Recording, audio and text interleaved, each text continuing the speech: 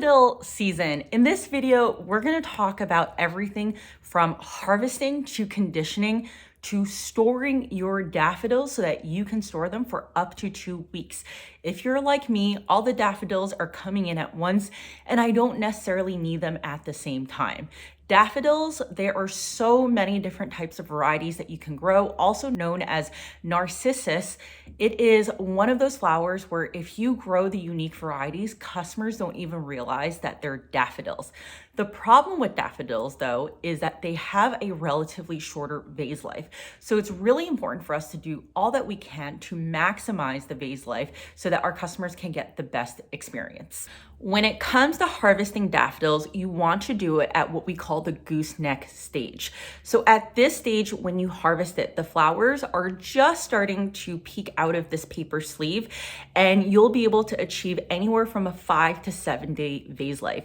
If you wait longer and the flower basically has popped open, that is going to significantly compromise the vase life, and you'll probably get about 3 to 4 days out of that vase life.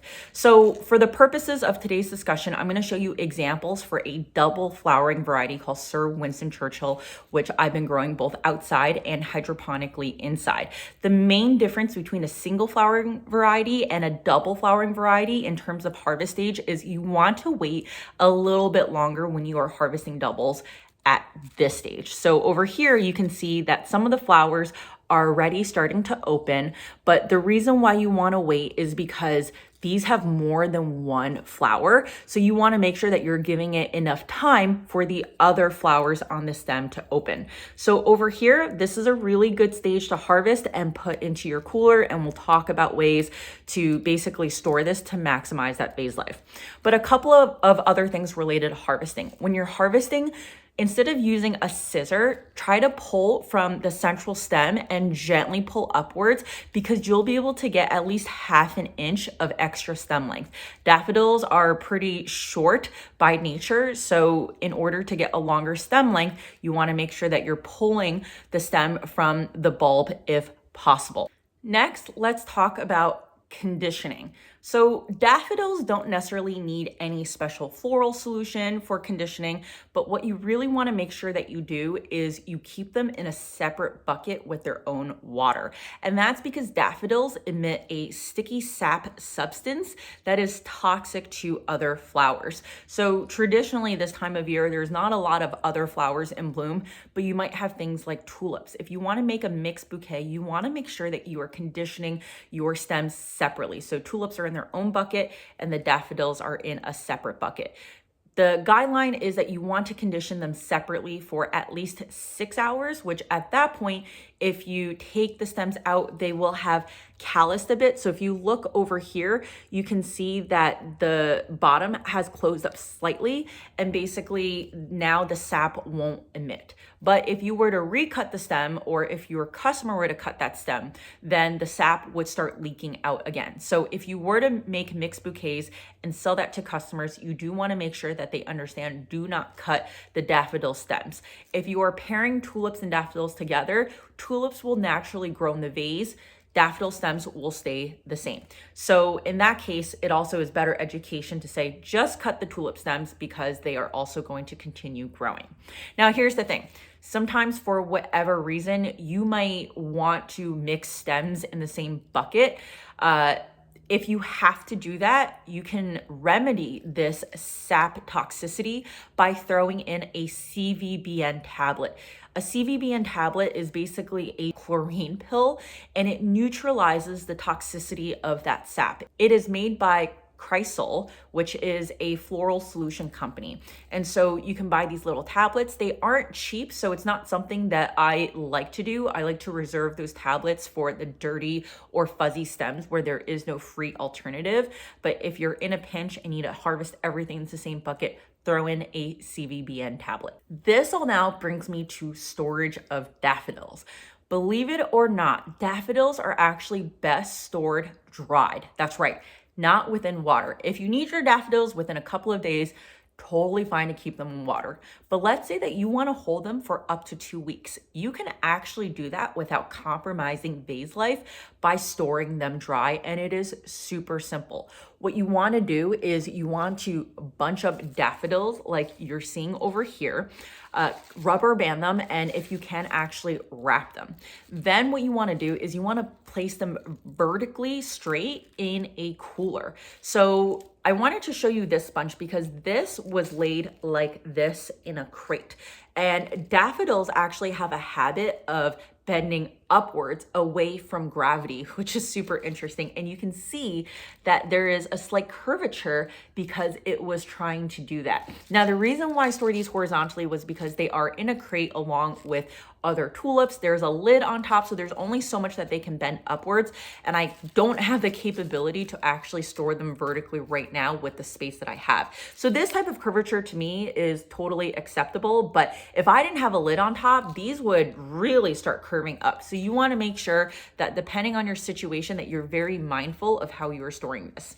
Now, couple of key things that you want to keep in mind. One, the refrigerator does need to be cold. It should be slightly above freezing, so like 33 degrees Fahrenheit up to 40 degrees Fahrenheit.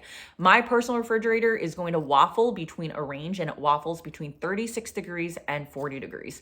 You also want a relatively higher humidity in that refrigerator. So the optimal humidity is 90%, and of course it's hard for us to keep that kind of level of control. So my personal refrigerator goes anywhere from like about 70% to 85%, and I find that that is still perfectly fine. But that's basically about it. You can just throw these into your refrigerator under those conditions for up to 2 weeks. There are studies that show that you can do this for 4 weeks. I haven't done that. I personally feel more comfortable just doing it for up to 2 weeks. Now, I want to show what happens if you don't dry store daffodils and you're storing them in water for 2 weeks. So I have an example over here. I have 2 stems that I stored for 2 weeks and I pulled them out. So when I pull them out initially, they look like this. They look perfectly fine. And I would say that if you had an event same day and you didn't need to do a lot of complex arranging, you can totally get away with just putting them in water and taking them out and they'll look pretty fresh. The problem is about, I would say 36 to 48 hours later, they start rapidly deteriorating. So this is a stem that basically withered and dried. This looked like this after 48 hours. This one fared a little bit better, primarily because it had more flowers coming out. So you can see that the fourth bud over here actually looks really good, but the rest are also withering away. So I sell to florists at a cooperative on a Wednesday. They typically buy stems to use for event work over the weekend. This would not have lasted them to the weekend. So one of the things that I'm constantly trying to make sure is that how do I get them the prime blooms on the day that they need, which is about 3 days out from when they buy from me, and also make sure that obviously the flowers don't look dead. So in this case, for me to be able to achieve that, I have to be dry storing my daffodils. And when you are ready to take them out of the cooler, all you have to do is snip about a 1/4 inch off of the bottom and put them into water and they will rehydrate. And again, you want to make sure that you are giving them a separate bucket because they will emit that sap.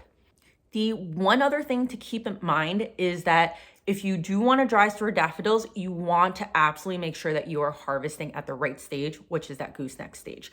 I would say that it would be fine to try to dry store a daffodil at this stage, which is a little bit later in terms of when I picked it, but you can see that the secondary and tertiary buds have not yet come out, although it is questionable whether or not these will actually fully bloom because they're so small. And remember, when you are dry storing something, you are dehydrating the stems. So the flower also needs to be able to rehydrate adequately. To the extent that you can avoid picking it at this stage and dry storing it, you want to make sure that you are dry storing it at this stage where the flower has not fully opened up. Now, there are a couple of reasons why you might want to wait a little bit bit longer on especially a double before you harvest, and that is primarily because of stem length. So this here is okay stem length. I would love to get stem length of this, right? Much more workable. So there are times where I might wait an extra day before I harvest, knowing that I'm gonna get multiple buds off of a single